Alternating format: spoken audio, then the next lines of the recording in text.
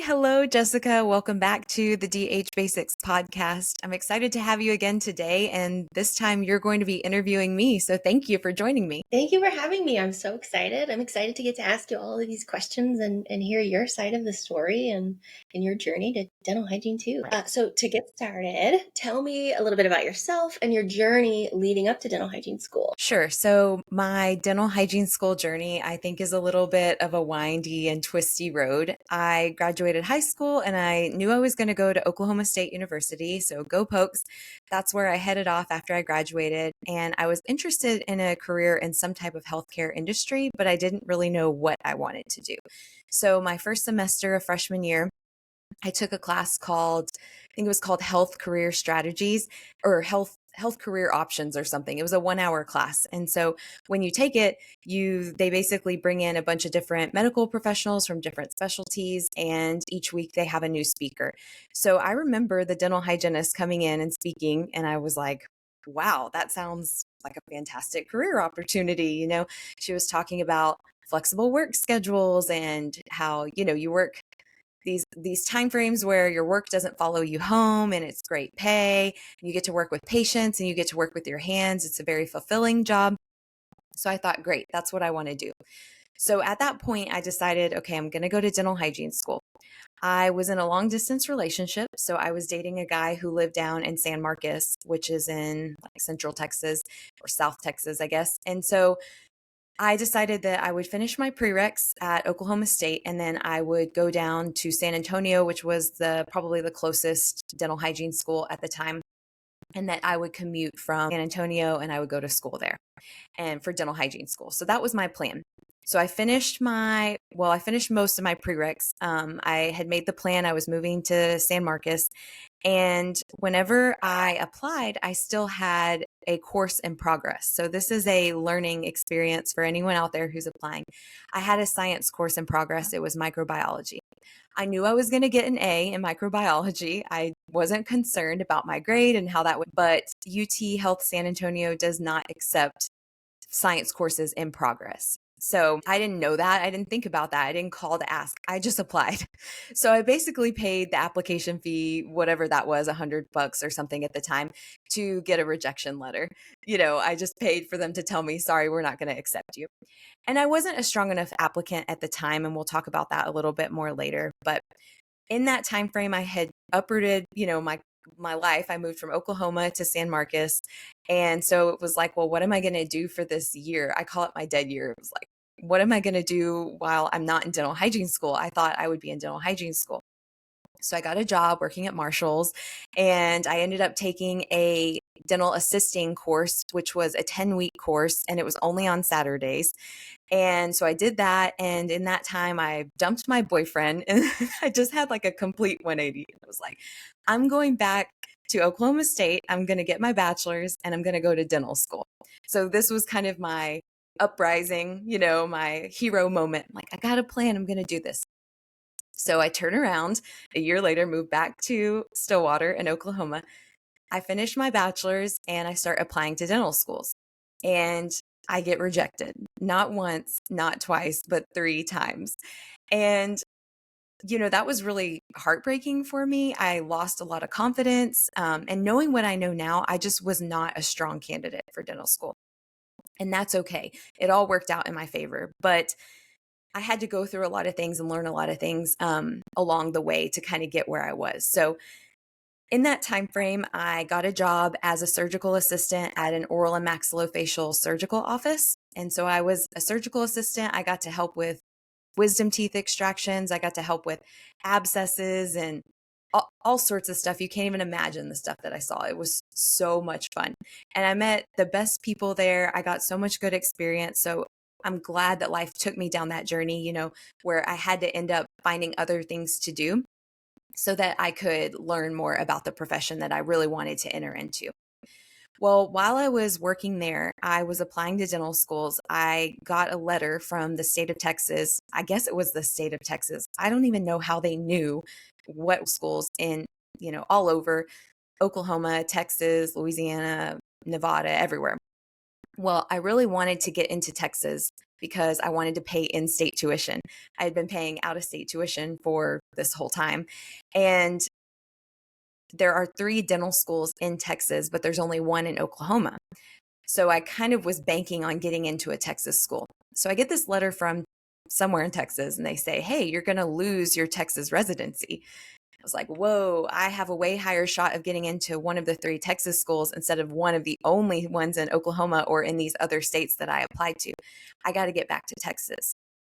So I moved home, moved back in with my parents, after being on my own for several years. And in that time frame, I met my husband, which is awesome. So it was a positive thing to move back home.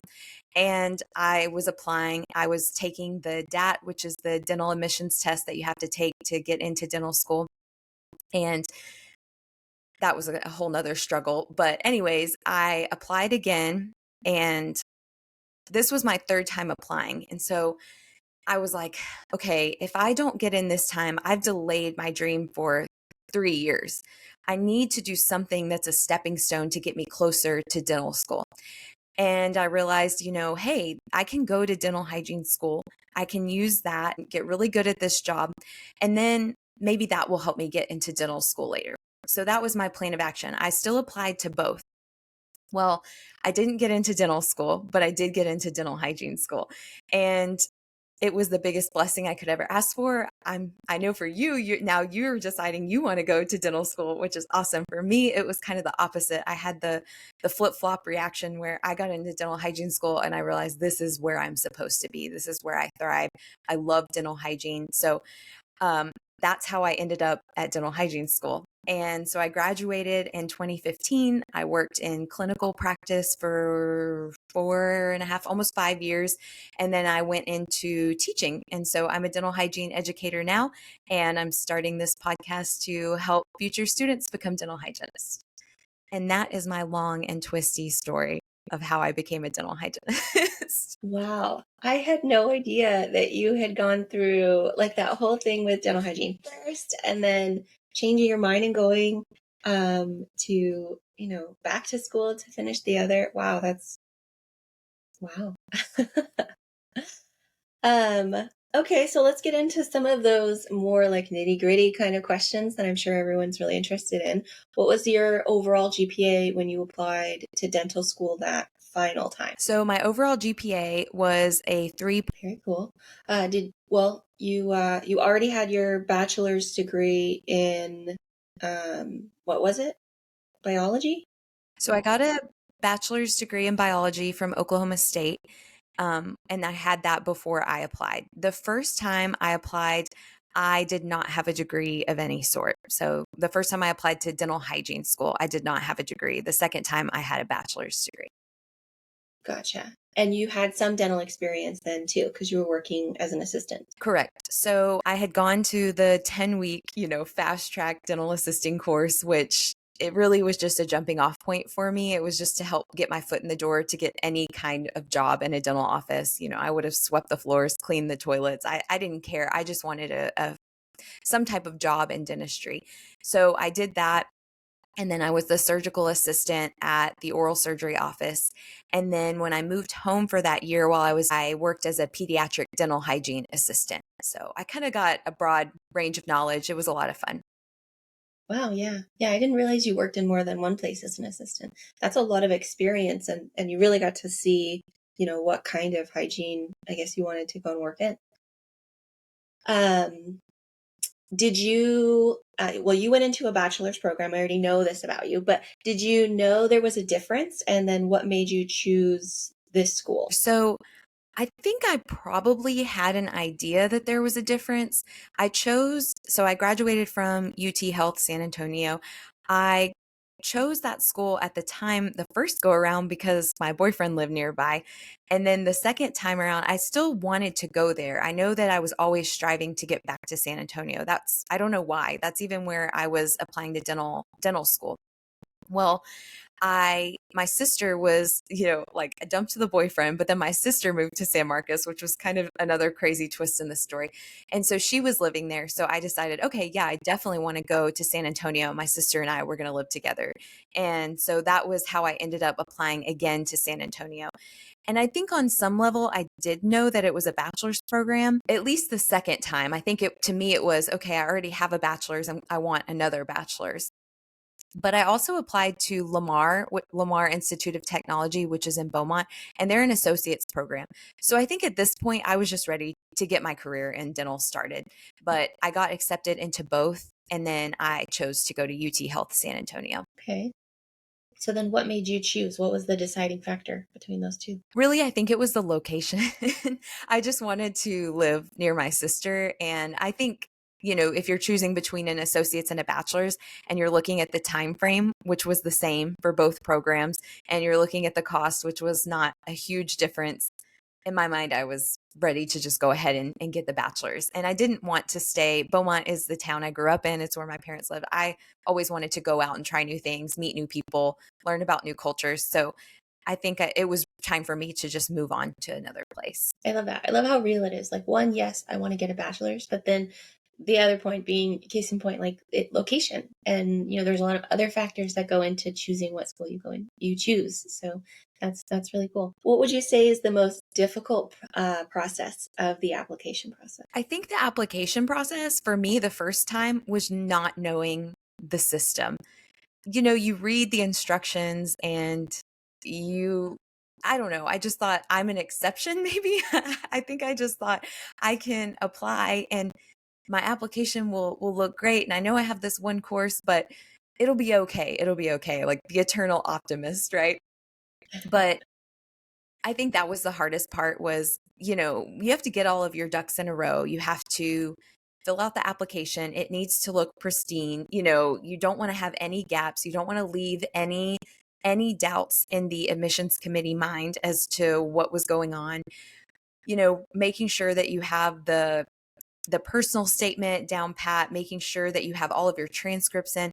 I felt like it was almost a part-time job, just trying to make sure that I had my application ready to go. But the most difficult part of the entire admissions process was the interview. And I definitely want to talk about that because I have never heard of anyone else having an interview experience like I had before. So I'm going to dive into that for a minute here. The interview experience that I had, I traveled to San Antonio. They brought us into the dental hygiene offices, and there were like 10 offices, and they gave us 10 mini interviews. So these mini interviews, you would go into each office of the dental hygiene faculty, and there would be a different task or question or scenario or anything you can think of, they were throwing at us. So the very first room I went into was it had this, so it's called an indirect mirror or vision. Yeah, indirect vision mirror. So you put your hands in this little box and there's a mirror. And there was a piece of paper inside that said, I don't know if it said dental or dental hygiene. It said something like that. I had to trace looking in the mirror. So it's practicing, using your indirect vision. So I had to write dental backwards. It's basically upside down and backwards. Well, she gives me this dried out marker and my hands are shaking violently because I am so nervous. And so the whole time the marker is going just over and over and over. And I'm sweating profusely. I'm like, I'm surprised I could even hold on to the marker. And just afterwards, she's like, okay, good job. It's awful. And so yeah, it was so bad.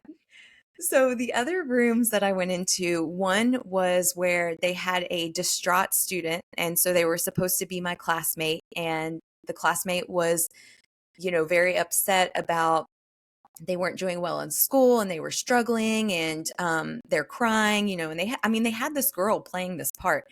And so I had to comfort her and give suggestions. And so that was one. And then one was where they gave me 2 envelopes and there were cut up pieces of paper inside. It was basically a puzzle. And so the professor tells me, you have to put these puzzle pieces together and make a shape. I'm like, okay. So I opened the first envelope and I put the puzzle pieces together and they don't fit together anyway. am looking at her going, these puzzle pieces don't fit. And she's looking at me just waiting. And I said, can I use the pieces from this other envelope? Because I assumed it was two separate puzzles. And she just looks at me. And I was like, all right, that's what we're doing. So I open up the second one and I put the puzzle pieces together. How I did this, I cannot tell you, but I did it in like less than 30 seconds. And she even told me after, she goes, that was definitely the fastest it got done. And I was like, I don't even know what came across me. Like God put his hand on me in that moment. I am good at puzzles, but still, it was a wild ride. I had to I had to go into another room where I had to label a tooth. Another reason where like luck just happened to be on my side. What do they say luck is? It's like when opportunity meets, I don't know, it's like when opportunity meets knowledge or something like this, or meets preparation, I think is what it is. Well, just happened to look at a tooth the week before and memorize the structures of the tooth. Why? I don't know. I didn't even know if I was going to get into dental hygiene school. And so I was able to label the tooth. So I did well on that one. That was just a freak thing. And then I think I had just some generic interview questions. How do you handle stress? What is your support system? Tell me about yourself. Why do you want to be in dental hygiene? And I think that was dispersed across the other rooms. So, anyways, That is the best story about an interview I have ever heard. The puzzle piece thing, I would have never gotten it. I am so in the box thinking that I would have never opened that other envelope. And it's so you that you see a problem and you find a solution. And I love that. So what advice would you give a student who's looking to apply to dental school and they are looking to go into that application process? It's okay to delay. Yeah, I love that. I do agree that I think a lot of students that wait and they go in later, or they're just prepared really, really well. And I mean, it's nothing against students who come in, directly and they come in young or anything like that. They still have just as much opportunity to be successful. But students who are concerned about having had more time and being away from school or doing other things with their life before coming in, not hurting them. So that's really good. So you said your age when you started dental hygiene school. You said you were 25. What would you say as far as the actual school goes? What was the most difficult part of school? Yeah, I love that you're able to kind of look back at that and see, you extremely successful at what you were doing, but understanding the toll that it was taking on you, and being able to, show vulnerability and admitting that the behind the scenes wasn't as perfect as the outside probably looked. So that's really wonderful. As far as future students, what do you think they can do to prepare for this experience? Yeah. Yeah, that's really great advice, because I mean, you and I have seen a lot of students who come in and they're good students, but they, mix it with dental hygiene school and how intensive it is. They quickly lose kind of the confidence. And I think, a lack of confidence plus the anxiety it really hurts students along the way. And they wait until they start having issues before they reach out. And so, yeah, reaching out and finding help first is really good advice. Well, do you have any final advice for students who are looking to apply to dental school or dental hygiene school? Yeah, so true. All right. Well, thank you for having me and letting me interview you and ask you all these wonderful questions. And that's all I have. I would love to.